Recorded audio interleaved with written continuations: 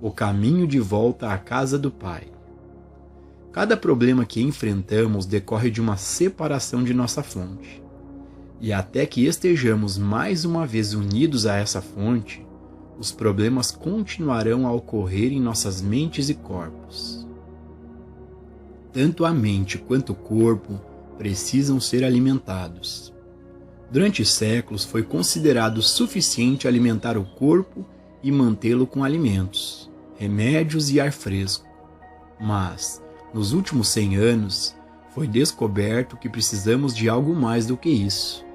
E assim foram feitas tentativas para ensinar as pessoas a preencher suas mentes com pensamentos de natureza positiva, pressupondo que o corpo, por sua vez, responderia a essa abordagem da vida. Mas, se não formos alimentados pelo Espírito, todo o alimento material que podemos colocar em nosso sistema não nos alimentará adequadamente. Nem todo o alimento mental com que preenchamos nossa mente nos dará nutrição adequada. Como seres humanos, não temos contato com nossa alma ou fonte, e é apenas quando começamos a prática da meditação que encontramos nosso caminho de volta para a casa do Pai. A história do filho pródigo, se não for corretamente entendida, pode indicar que a jornada de volta para a casa do Pai foi meramente um ato físico. E isso não é verdade. O banquete com os porcos é nada mais nada menos que a vida que vivemos dia a dia, separados e à parte de Deus. E o retorno à casa do Pai é uma jornada que deve ser percorrida, não indo a qualquer lugar fisicamente, mas por um ato de consciência. Este ato de consciência não pode ocorrer até que haja o reconhecimento de que temos vagado em um país distante, em uma terra de fisicalidade e mentalidade, e que é necessário fazermos a viagem de volta para a casa do Pai, uma jornada que se realiza dentro de nós mesmos, como uma atividade da consciência. Essa atividade da consciência é a meditação. Praticar, praticar, praticar. Quando meditamos, embora no início possa parecer que nada está acontecendo, desde a primeira vez que fazemos o esforço, uma agitação interior acontece, embora possa ser tão leve a ponto de ser imperceptível.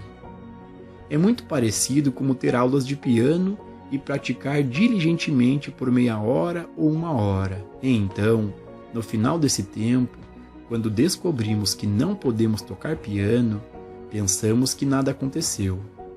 Mesmo no segundo ou terceiro dia, podemos não observar nenhum progresso notável. Se, entretanto, persistirmos por 60, 90 ou 120 dias, podemos ver o progresso que fizemos, progresso que vem acontecendo desde aquele primeiro dia. O mesmo ocorre com a meditação. Podemos meditar muitas vezes ao dia e, no final do mês, sentir que não fizemos nenhum progresso visível. Mas, se pudéssemos saber o que pode acontecer ao final de um ano, entenderíamos por que foram necessárias cada uma dessas tentativas de meditação, para atingir até mesmo uma medida de unidade consciente com a fonte da vida, e assim tornar-se como o ramo de uma árvore que foi enxertada de volta na árvore, tornando-se universal através da união com a fonte. Cada gota de chuva que cai, cada raio de sol, cada floco de neve que enriquece o solo é enviado para cima pelas raízes da árvore, alimentando o tronco, encontrando seu caminho através do tronco até os galhos, e então, finalmente, se transformando em botões e flores e frutos. O ramo não tem conhecimento das muitas fontes que o estão alimentando, e ainda assim está se beneficiando de todas elas. Podemos não estar cientes das forças invisíveis que estão contribuindo para o nosso bem-estar físico, mental, moral, financeiro e espiritual, ou mesmo das pessoas ao redor do mundo que estão desempenhando um papel invisível e desconhecido em nosso desenvolvimento. Mas assim como tudo que é puxado pelo tronco da árvore de qualquer fonte ajuda a alimentar cada ramo individual, também esta unidade com Deus, alcançada através da meditação, constitui a nossa unidade com todo o ser e ideia espiritual, com toda a atividade espiritual, com toda a substância espiritual e com toda a lei espiritual. Quando alcançamos essa unidade com nossa fonte, ao sermos enxertados de volta na árvore por meio de nossas meditações, nos tornamos um com todos neste globo e, pelo que sabemos, com influências que podem estar vindo até de outros planetas. Não sabemos de onde vem o nosso bem, só sabemos que, se estivermos em harmonia com Deus em nossa meditação, estaremos em harmonia com todo o universo, e todo o bem desse universo fará parte de nossa experiência individual. Quando somos conscientemente um com Deus, nos tornamos universais. Universais na oportunidade de servir e universais no sentido de sermos alimentados e cuidados por uma fonte universal, e não apenas pelo que vemos ou conhecemos. Assim, toda meditação é uma união com nossa fonte que, por sua vez, nos une uns aos outros. Quando em nossas aulas, palestras ou reuniões de grupos de estudo nos unimos em meditação com nossa fonte, devemos lembrar que há apenas uma fonte a que todos podem recorrer e, portanto, quando somos um com nossa fonte, somos uns com os outros. Isso não significa apenas com aqueles que estão fisicamente presentes. Sendo conscientemente um com Deus e um com o grupo com o qual encontramos, somos também um com o outro universalmente e, eventualmente, todos aqueles de nosso próprio estado de consciência são conduzidos a nós ou somos conduzidos a eles. Onde quer que estejam no tempo e no espaço, nós os encontraremos, e onde quer que estejamos no tempo ou no espaço, eles nos encontrarão e haverá a oportunidade mútua de compartilhar espiritualmente. Podemos não encontrar pessoalmente todas aquelas pessoas que estão em nosso próprio estado de consciência, nem conheceremos aquelas que são beneficiadas por nossas meditações. Porque, quando essa unidade com nossa fonte é alcançada em nossa meditação, não sabemos quem, em nosso próprio nível espiritual, pode estar em qualquer parte do mundo que também esteja sintonizado com sua fonte, e assim faz contato com o estado de consciência que nós somos. Muitas vezes é relatado que alguém foi milagrosamente curado de uma coisa ou outra. Não havia razão aparente para a sua cura, simplesmente aconteceu, e ele pode nunca descobrir o porquê, nem perceber que, em sua condição extrema, voltou-se para dentro de si e tocou a consciência de alguém, em algum lugar, que também estava em contato com o Pai. Desdobrando experiências espirituais. Na literatura mística, há relatos de incontáveis homens que alcançaram o estado místico de unidade consciente com Deus. Com a ajuda das Escrituras e com as revelações dos místicos, é possível embarcar em um programa de vida espiritual individual, de estudo, meditação e prática, até que nos encontremos experimentando alguma medida da cristandade. Não entramos em nossa cristandade apenas em um momento, embora tenhamos experiências místicas durante as quais podemos experimentá-la em sua plenitude. Entretanto, essas são experiências momentâneas, após as quais voltamos à Terra novamente e vivemos com apenas uma pequena medida de discernimento espiritual, enquanto temos a lembrança da experiência em sua totalidade na memória. Conforme os alunos persistem em seu estudo, meditação e busca de instrução, essas experiências espirituais ocorrem com mais frequência, são de maior duração e, eventualmente, muitos alunos entram em uma fase da consciência em que o Espírito está sobre eles. e eles estão mais ou menos continuamente no espírito, embora nem sempre no mesmo grau. Em outras palavras, eles nunca estão completamente fora do espírito, mas, por outro lado, raramente podem viver na medida completa da realização espiritual. Vivendo pelo Espírito. Por meio da prática da meditação contemplativa, incorporamos a sabedoria das Escrituras. Esta contemplação, ou reflexão sobre a verdade, entretanto, não é a meditação real, mas apenas um passo que conduz à experiência plena da meditação. A primeira parte de uma meditação contemplativa é a contemplação da verdade, e a segunda parte é ouvir uma resposta do Pai interior. O Espírito de Deus já está dentro de nós e habita em nós, mas não traz propósito nem benefício algum até que nos tornemos conscientes de sua presença. Exatamente como se estivéssemos herdado $100.000, mas se não tivéssemos conhecimento de nossa herança, o dinheiro não teria nenhuma utilidade para nós. Nós o temos, nós o possuímos, temos o título dele, mas não tem valor porque não o conhecemos. Uma vez informados que estes $100.000 são nossos, aceitamos e utilizamos, fazemos o que quisermos com eles. O mesmo ocorre com o Espírito de Deus. O Espírito de Deus habita em nós, mas até que saibamos que ele habita e até que tenhamos consciência dele, ele não pode dar frutos em nossa experiência. A partir do momento em que tivermos a primeira experiência consciente de perceber que existe uma presença dentro de nós, ela nos guiará para a revelação plena e completa da verdade. Se continuarmos nos voltando para ela dentro, no silêncio, de uma forma ou de outra, ela, a presença, começará a ser conhecida. Ela começará a se identificar, e uma vez que tenhamos sido tocados por ela, se continuarmos nos voltando para ela fielmente, seremos conduzidos à sua plenitude.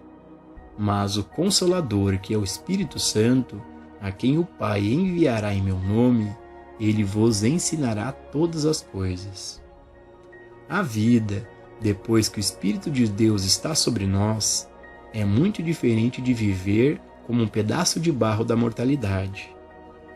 Nossa grande preocupação agora não é com nós mesmos, mas que este Espírito de Deus em nós seja uma bênção para o mundo e para todos que vierem a nosso mundo. Somente quando este Espírito está em nós é que realmente vivemos. A vida então é vivida não pela força e nem pelo poder, mas pelo meu Espírito. Pai, contemplo tua graça e tua vontade para que teu Espírito possa me visitar e para que eu seja dotado do alto por teu Espírito, não por minha sabedoria, não por meu árduo trabalho, mas por teu Espírito. É o Espírito que vivifica, a carne para nada se aproveita. As palavras que eu vos disse são Espírito e são vida.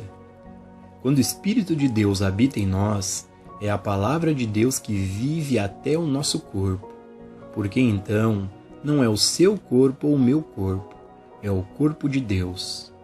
Deixado por si mesmo, este corpo não pode fazer nada e não vai a lugar algum.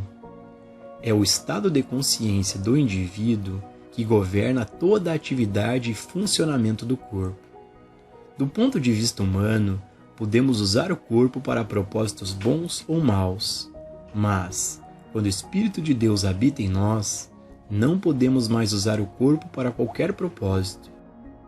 Não é mais o nosso corpo, agora é o corpo de Deus, e é Deus quem determina o que o corpo fará, para onde irá e como será mantido. Em outras palavras, a carne que para nada aproveita está morta.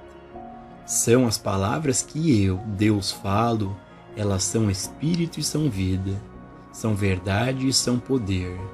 Agora, entreguemos o controle ao Espírito. Pai, este corpo é teu, assim como eu sou teu.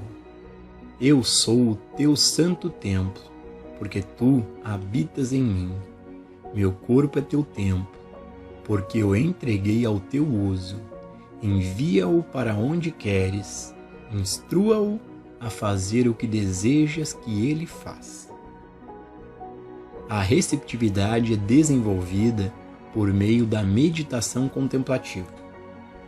Todas as funções da meditação contemplativa é nos levar a um ponto de receptividade em que o Pai fala conosco. Realmente não faz diferença se Deus fala em voz audível, se estamos apenas recebendo impressões ou se estamos instintivamente fazendo o que o Espírito nos força a fazer. O Espírito se dá a conhecer de tantas maneiras diferentes que ninguém pode supor como ele falará a qualquer pessoa. Por fim, a meditação contemplativa nos leva a um ponto de entrega em que nossa alma, mente e corpo pertencem ao Espírito de Deus, porque o Espírito de Deus habita em nós. O Senhor aperfeiçoará o que me diz respeito.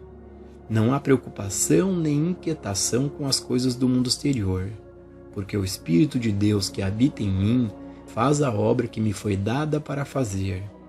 O governo está sobre seus ombros. Em nossa contemplação da verdade, alcançamos um nível onde a verdade não chega mais, e parece que chegamos ao fim de nossa contemplação. Este é o momento em que entramos na verdadeira meditação. Pensamos tudo o que podíamos pensar sobre Deus. Dissemos tudo o que podíamos dizer sobre Deus. Repetimos todas as promessas. Trouxemos a palavra de Deus à lembrança consciente. E agora é a vez de Deus. Fala, Senhor, e eu vou ouvir. Fala comigo, Senhor. Faz-me conhecer a tua vontade. Torna o teu caminho claro para mim. Vivifica o teu espírito dentro de mim. Deixa o teu espírito interagir com o meu espírito. Nessa humildade de espírito, o silêncio se aprofunda e ficamos em completo estado de receptividade, escuta e expectativa. Tua vontade é feita em mim. Teu espírito prospera em meu caminho. Teu espírito me alimenta, veste e me abriga. Teu espírito é minha capacidade e minha habilidade. É o teu espírito que me desperta e dá vida. A carne está morta, é o nada. Teu espírito dá vida. Fala, Senhor, porque o teu servo escuta. E assim, continuamos descansando no espírito por 1, 2, 3 ou 4 minutos. E assim continuamos descansando no espírito por 1, 2, 3 ou 4 minutos. Então, continuamos com nossos afazeres. Se a princípio não recebemos resposta e nada parece acontecer, isso não nos deve perturbar. Desde o primeiro momento em que nos engajamos na meditação contemplativa, algo está acontecendo. É apenas uma questão de quando vai se tornar visível no exterior. À medida em que continuamos essa prática, chega o dia em que o Espírito do Senhor Deus está sobre nós e sentimos conscientemente a presença de Deus. Cada um a sente de uma maneira diferente, pois não existe uma maneira particular de identificá-la. Basta sabermos que algo aconteceu. Sabemos que agora existe uma presença conosco, e mesmo que ela não permaneça, voltando dia após dia à nossa meditação contemplativa, entramos na meditação plena e recebemos a palavra de Deus, que é a nossa vida. Uma técnica para transcender a mente. É transcendendo a mente e o pensamento, na capacidade de abster-se de falar e de alcançar e manter uma quietude interior, que a experiência meditativa é realizada. Essa quietude interior é alcançada quando somos capazes de olhar para uma pessoa, coisa ou condição sem rotulá-la como boa ou má. Então, a mente não tem mais nada para aprender ou pensar, não tem nada com que se preocupar e não tem nada com que se alegrar. Simplesmente aquieta-se. É como olhar objetivamente para uma pintura, sem nenhuma ideia pré-concebida se ela é boa ou ruim, sem nenhuma opinião baseada na reputação do artista ou no nosso gosto pelo assunto. Ver uma obra de arte com esse distanciamento nos permite ver a visão do artista, o que estava em sua mente, alma e consciência quando a pintura foi feita. Tanto mais devemos olhar para a criação espiritual não através de nossas noções pré-concebidas de como os seres humanos deveriam ser, mas através da consciência do Divino Criador. A única maneira de fazer isso é renunciar a todos os rótulos de bem e mal e, quando o julgamento for completamente suspenso, estaremos na consciência do Criador espiritual e seremos capazes de ver o universo como Deus o vê. Agora, entramos na mente de Deus, ou, inversamente, quando a mente que está julgando e rotulando está quieta, a mente de Deus torna-se a nossa mente ativa. Mas não pode haver nenhuma mente de Deus funcionando em nós enquanto nossa mente estiver formando julgamentos de bem ou de mal. Porque, enquanto estamos vendo pessoas, coisas ou condições como boas ou más, estamos usando padrões humanos de julgamento, e nenhum julgamento humano pode jamais ver a verdadeira natureza da criação. Se quisermos ver este mundo corretamente, devemos vê-lo com os olhos de Deus, ou a consciência. E isso não podemos fazer até que a mente humana esteja quieta e tenha abandonado seus julgamentos quanto ao bem e ao mal. Uma prática desse tipo nos ajuda a evitar reações às aparências externas. Isso é difícil, mas quando a capacidade de não reagir às aparências é alcançada, e todos os alunos sérios, mais cedo ou mais tarde, chegam a este ponto, a cura espiritual vem fácil e naturalmente. Teremos percorrido um longo caminho em nossa jornada espiritual, se pudermos ver doenças, pecado, alcoolismo e todas as outras aparências sem reagir a elas, não tentando curá-las ou mudá-las, mas sempre lembrando conscientemente de não julgar pelas aparências. Quem me fez um juízo sobre vós? Não aceito as aparências.